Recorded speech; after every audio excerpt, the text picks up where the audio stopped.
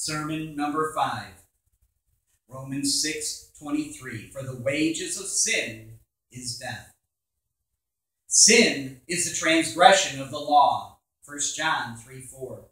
That eternal rule of right to rational beings, the moral law of God. It is sin, all sin, every sin that is here spoken of.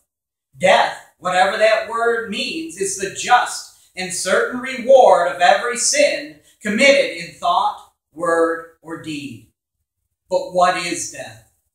The death of the body is its separation from the soul. You are a sinner, and this effect of sin you have begun to feel in all those pains and sicknesses which are bringing your body to the grave. You are now a dying man. The death of the body is its separation from the soul, will occasion its return to the dust from whence it was taken. But death in the next means vastly more, the death of the soul. What is that? It is something as much more dreadful than that of the body, as the soul is of more value than the body. It is the separation of the soul from God as its life and happiness.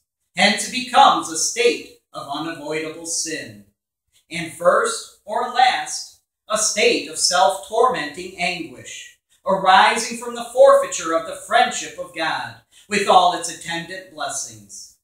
Spiritual death, or the death of the soul, consists not in the loss of consciousness or feeling, but in the loss of the image in favor of God. For in his favor is life, Psalm 30, verse 5, and in his frown is death. If you, my dear fellow sinner, are not made alive by God's converting grace, this is your state. You are dead in trespasses and sins, Ephesians 2:1. And unless you are quickened by God's Spirit, communicated to you before your departure hence, in this unhappy state you must forever continue. For the death spoken of in the text is opposed to eternal life in the following clause, Romans 6:23, verse part B. And oh, if the effect of this spiritual death be misery, even in this present life, as the experience of every man testifies, if he will own the truth, then what must it be in the world to come? Ah, who can tell?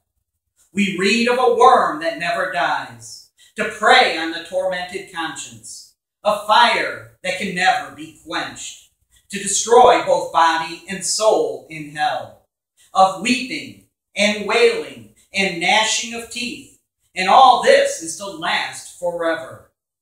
But is there not a disproportion between the offense and the punishment?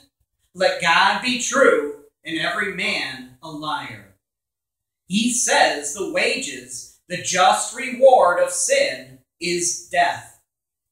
God's truth binds him to fulfill his threatenings as well as his promises.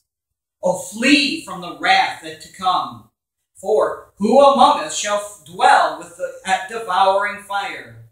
Who among us shall dwell with everlasting burnings? Isaiah 33, verse 14.